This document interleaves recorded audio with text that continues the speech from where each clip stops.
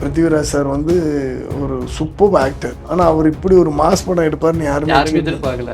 Lucifer ஏன்னா பாட்டுக்கும் இப்போ சொல்கிற பட்ஜெட்டுக்கும் சம்மந்தம் இல்லாத ஒரு பெரிய பட்ஜெட்.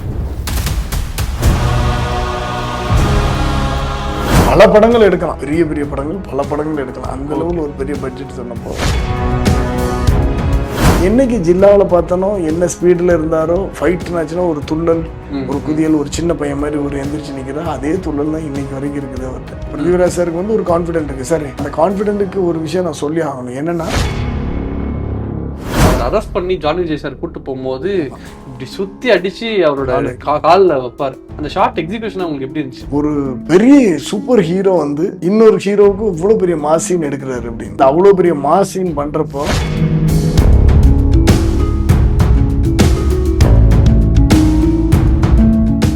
நாமக்கல்ல திருச்செங்கோடு மெயின் ரோட் எர்ணாபுரத்துல இருக்கிற ஸ்பைரோ பிரைம் பப்ளிக் ஸ்கூல்ல +2 போர்டு எக்ஸாம்ஸோட சேர்த்து நீட் அண்ட் ஜேஇ கோச்சிங்கும் கொடுத்துட்டு இருக்காங்க. வணக்கம் சார். வணக்கம். வணக்கம். முதல் கேள்வி எனக்கு என்னன்னா, இந்த ஹேர் ஸ்டைல் எப்பயில இருந்து அதே மாதிரி மெயின்டைன் பண்ணிட்டு வரீங்க?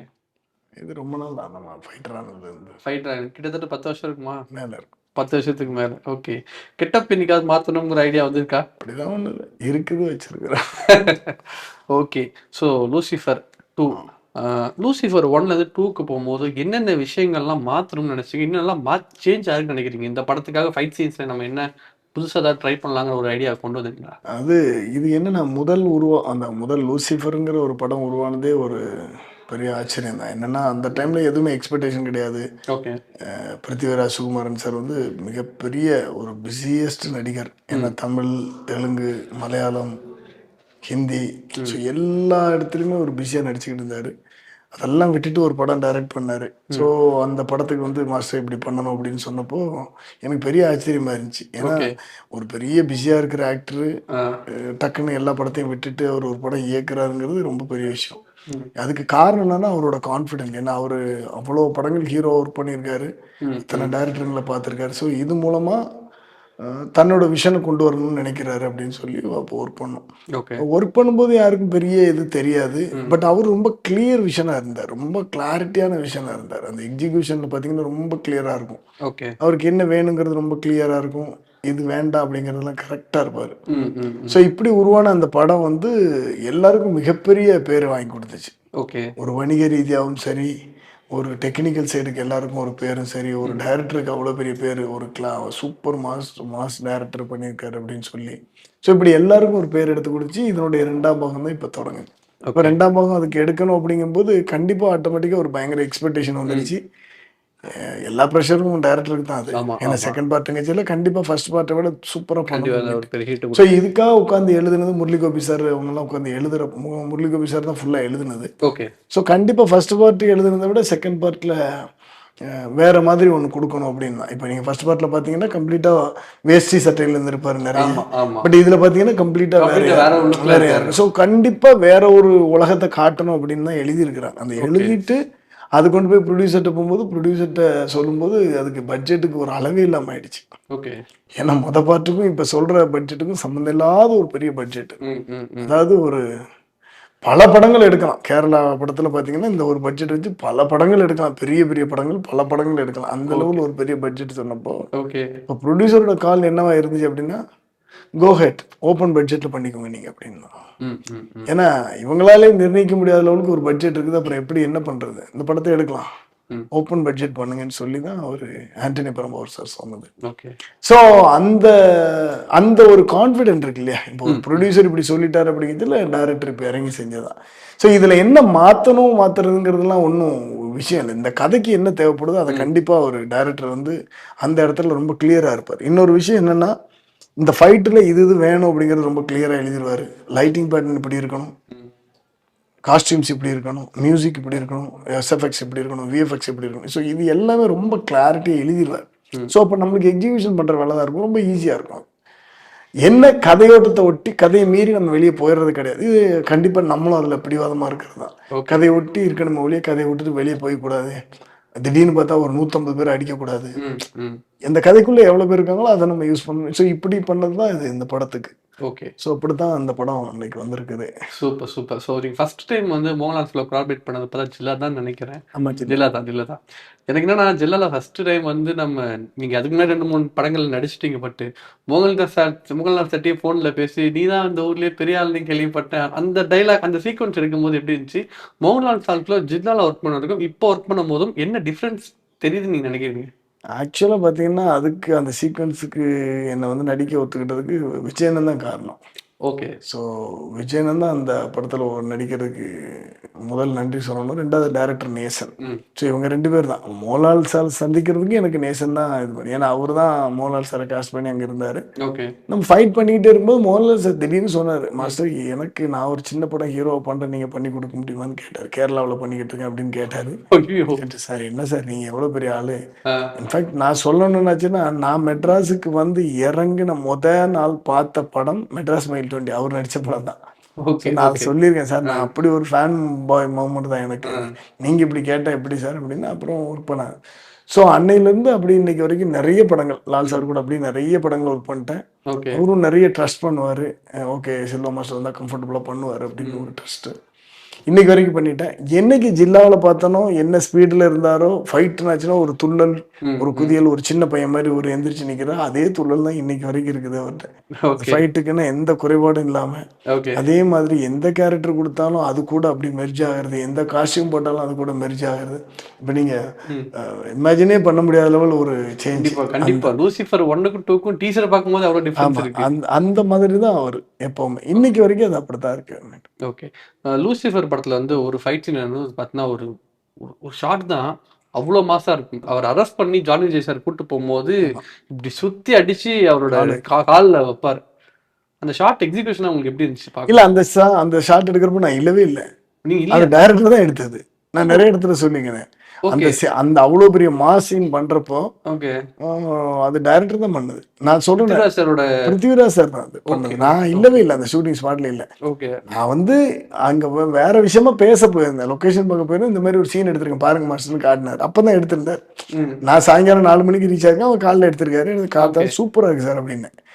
எதுக்கு சொல்றேன்னா சார், அவருக்கு ஒரு கான்ஃபிடென்ட் இருக்கு. பிருத்திவிராஜ் சாருக்கு வந்து ஒரு கான்ஃபிடென்ட் இருக்கு சார். சப்போஸ் நம்ம அதான் அந்த கான்ஃபிடென்ட்டுக்கு ஒரு விஷயம் நான் சொல்லி ஆகணும். என்னன்னா லூசிஃபர் ஃபர்ஸ்ட் பார்ட் பண்றப்போ இந்த ஹோல் க்ரூஸ் வந்து ரஷ்யாவில் போய் ஷூட் பண்ணோம். ஓகேங்களா, ரஷ்யாவில் போய் ஷூட் பண்ணோம். எல்லாருக்கும் பாஸ்போர்ட்லாம் போட்டு அனுப்பிச்சு எல்லாத்துக்கும் டிக்கெட்லாம் போட்டாச்சு. ஓகே. திடீர்னு பார்த்தா கேமராமேனுக்கு வந்து விசா ரிஜெக்ட் ஆயிடுச்சு. ஓகே. எல்லாருக்கும் போட்டு டிக்கெட்டு ஹோட்டல் எல்லாம் போட்டாச்சு, கேமராமேனுக்கு விசா ரிஜெக்ட். எக்ஸ்பெக்ட் பண்ணவே இல்லை. இப்போ இன்னொரு புது கேமராமேனுக்கு விசா போட்டு போனதுன்னா அங்கே டேட் எல்லாம் முடிஞ்சு போயிடும். இதெல்லாம் பண்ண முடியாது, என்ன பண்ணுறதுன்னு தெரியல. இப்போ டைரக்டர் எடுத்த ஒரே முடிவு, உங்கள் அசிஸ்டன்ட் அனுப்பிச்சி விடுங்க நான் பார்த்துக்கிறேன். இப்போ உட்காந்து ஒரு நாள் உட்காந்து ஃபுல்லாக படிக்கிறார். இந்த கேமராவுக்கு எக்ஸ்போசர் என்ன வைக்கணும், என்ன ஃபில்டர் போடணும், என்ன எஃபிஎஸ் வைக்கணும், என்ன ஷட்டர் வைக்கணும், என்ன இது பண்ணணும்னு டெக்னிக்கல் ஃபுல்லாக உட்காந்து படிச்சுக்கிட்டு இருக்காரு. பிருத்திவிராஜ் சார் உட்காந்து படிச்சுக்கிட்டு இருக்காரு. என்ன சார் கேட்ட வேற என்ன பண்ணும் மாஸ்டர், அவருக்கு இந்த மாதிரி ஆயிடுச்சு. ஸோ அதை ஹேண்டில் பண்ணணும்ல. ஸோ ஒரு வேளை வந்து இன்னொருத்தங்களால் வர முடியாத சுச்சுவேஷன், நடக்க முடியாத சுச்சுவேஷன் வந்து அதை நம்ம எப்படி ஹேண்டில் பண்ணுங்கிறதுக்கு அவர் தயாராகிக்கிறார். ஓகே. ஸோ இந்த மாதிரி தான் அந்த சுச்சுவேஷன். இப்போ ஆக்ஷன் டைரக்டர் இல்லைன்னா என்ன பண்ணணும், ஓகே எடுத்துடலாம், நம்ம இப்படி எடுக்கலாம் அப்படின்னு எடுத்ததான்.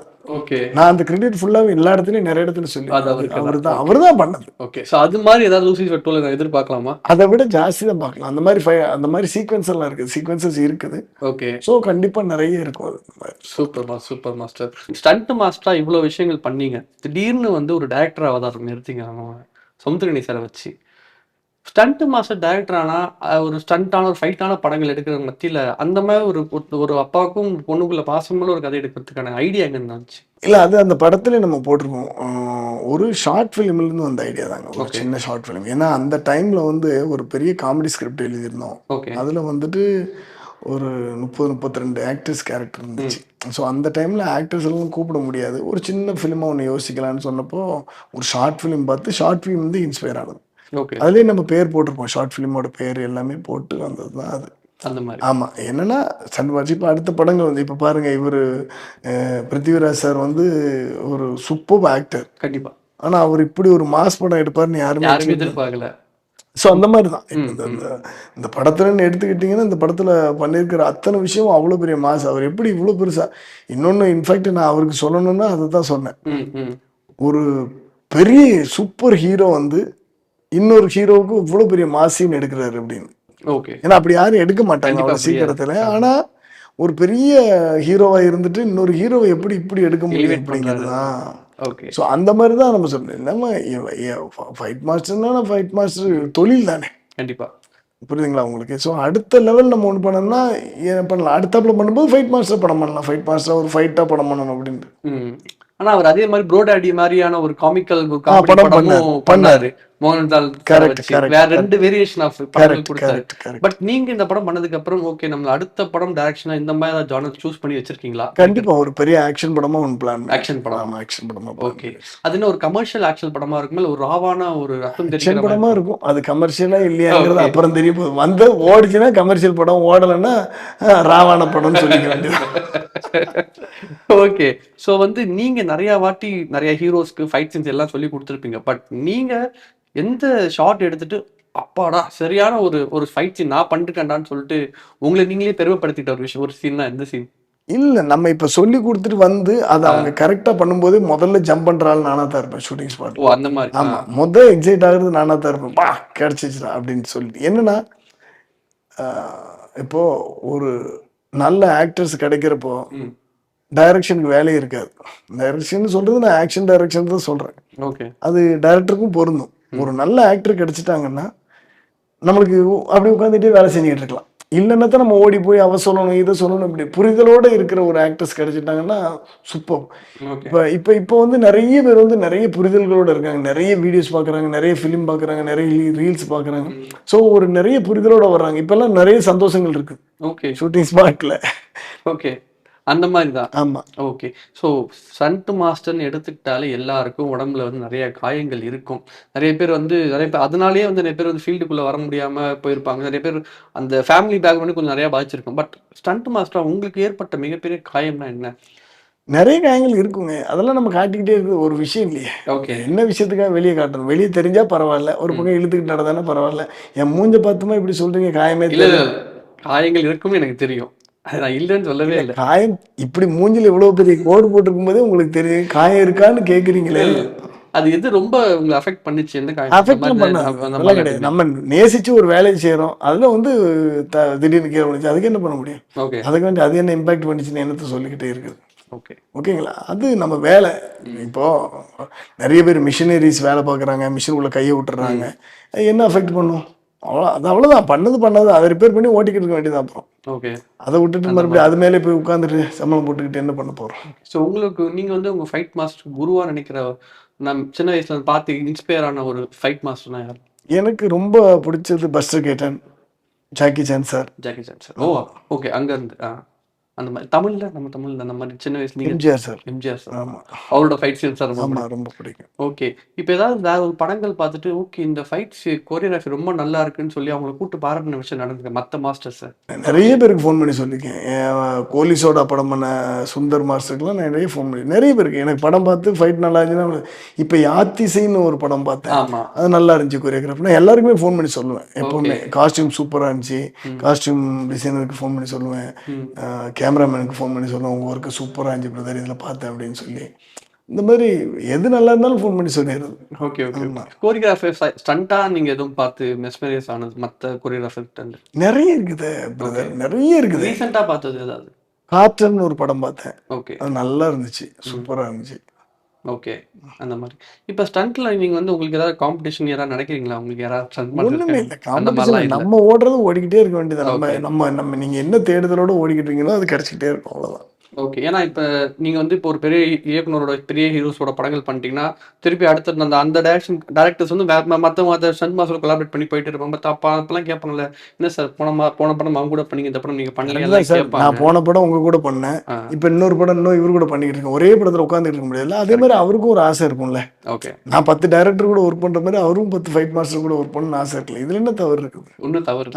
அதெல்லாம் காம்படிட்டிவ் அதெல்லாம் ஒண்ணுமே கிடையாது சார். அதெல்லாம் ஒண்ணுமே கிடையாது சார். நான் 10 டைரக்டர் கூட ஒர்க் பண்றேன், 10 கேமராமேன் கூட ஒர்க் பண்றேன்.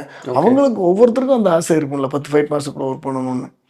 அதுதான் இதுல என்ன இருக்குது? ஓகே. Super, super. ஸோ எனக்கு என்னன்னா, இந்த லூசிஃபர் 1ல வந்து அந்த ஒரு 5 பேர வந்து மோகன்லால் சார் ஒரே ஷாட்ல டக்கு டக்குன்னு ஷூட் பண்ணுவாரு. இந்த நார்கோட்டிக் ட்ரக்குன்னு நெனைக்கிறேன். அந்த ஃபைட் சீன் கரெக்ட்டா எனக்கு சொல்ல வரல.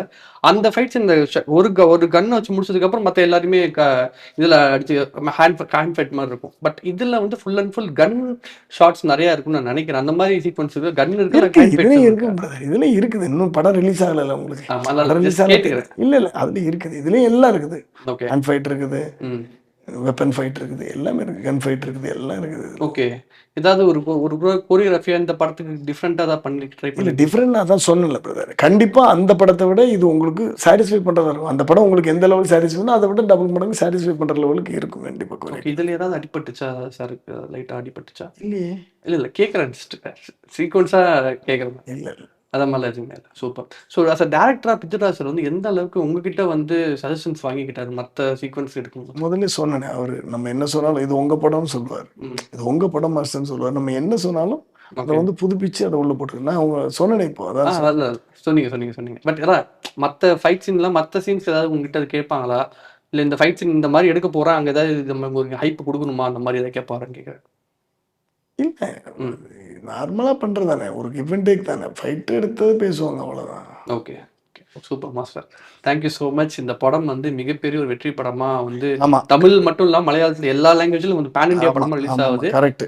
ஒரு பெரிய ஹிட் படமா மாறும்.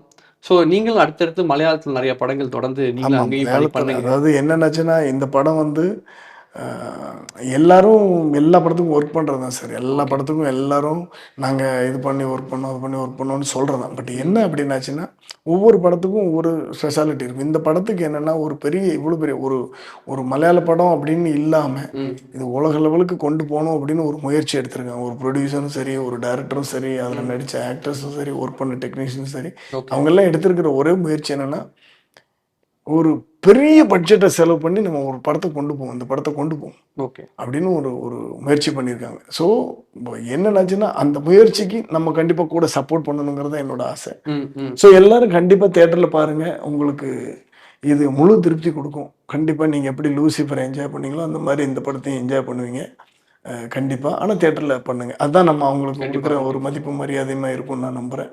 கண்டிப்பா. Thank you so thank you sir. Thank you so much.